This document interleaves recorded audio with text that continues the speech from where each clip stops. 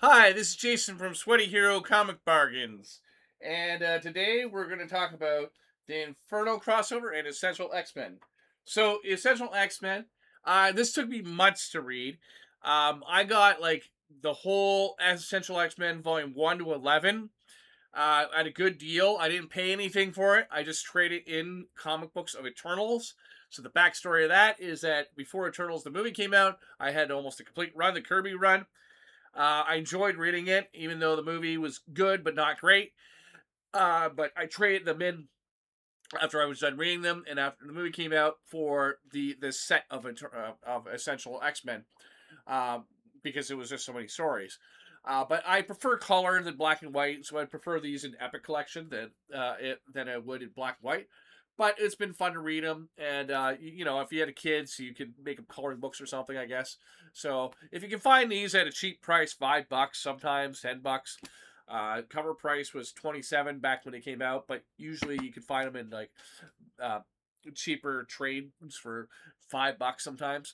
We're gonna put this in the dollar bin just for fun, vintage and vinyl, because that's how we roll. And this contained the entire Inferno crossover, which had weird demons and ghosts, and it looked like basically Chris Claremont had watched Ghostbusters and said, "Let's do that, but with X-Men." And that crossover to the entire Marvel universe, including Spider-Man and the Avengers. And so we have Terminator X is here. Wait, I have it.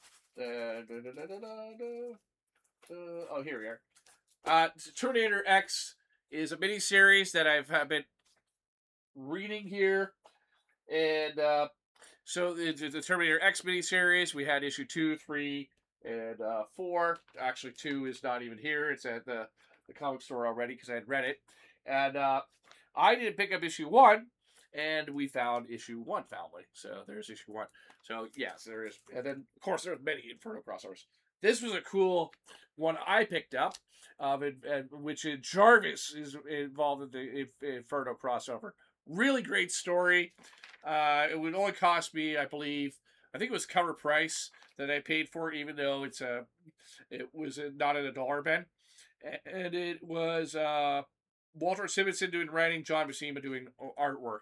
Really excellent find, just a done in one. Really, you don't even need to understand Inferno crossover to read it. And those were my Inferno crossovers, as well as first I said Spider-Man, where he fought, Hobgoblin. The second Hobgoblin became Devil Goblin. And then let's just show you quickly some of the other stuff I've been reading from our dollar bins, and the stuff I'm going to put in there. So we got issue of Star Trek by DC, which was always a lot of fun. These ones had Harry Mudd involved in it.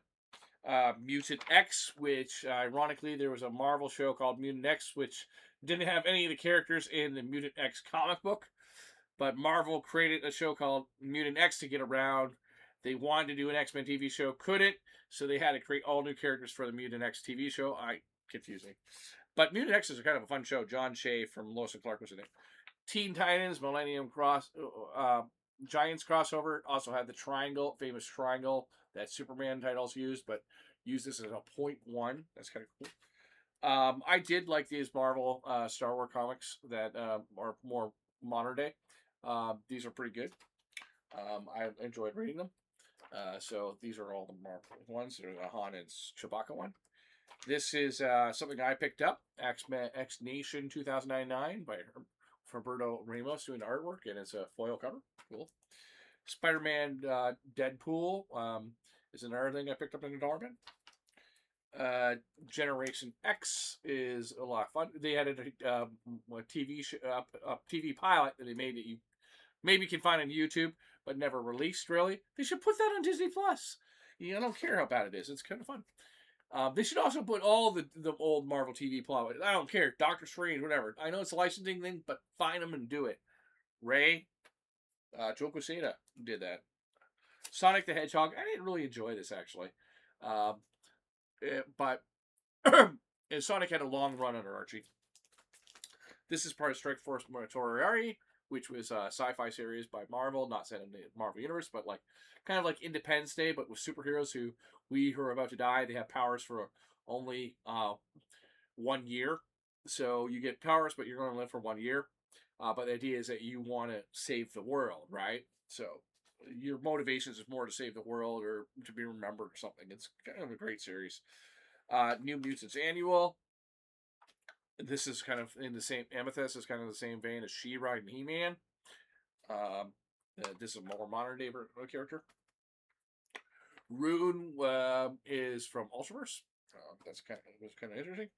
I kind of like Nomad as a Marvel character, kind of like almost like a Jack Reacher almost.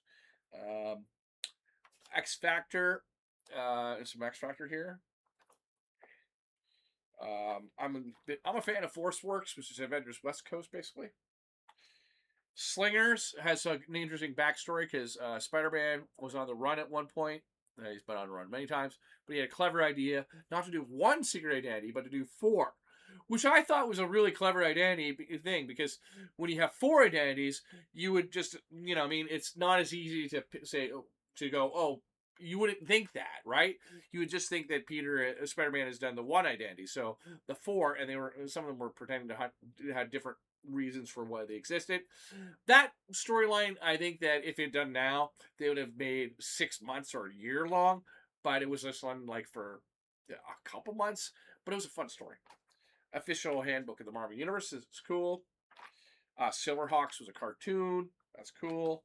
Prototype is from Ultraverse. Starjammers, now that X-Men are in the Marvel Universe, is that nice crossover point between Guardians of the Galaxy and X-Men. And Masters of the Universe Revelations, Kevin Smith, based on the cartoon. Rocketeer, the Rocketeer comic book. And the Disney movie is great. And this Marvel superhero issue, for some reason, is missing pages. And I am keeping it until I find the missing page. I can't show you where. It's around here. Like 31, 32. Yeah, it goes like 32 to 49. I don't know if this was a printing error, but like, because you can't see any rip pages. So I think this was probably just a printing error more than a rip thing. But I want to see if that was just this issue or was consistent with all copies.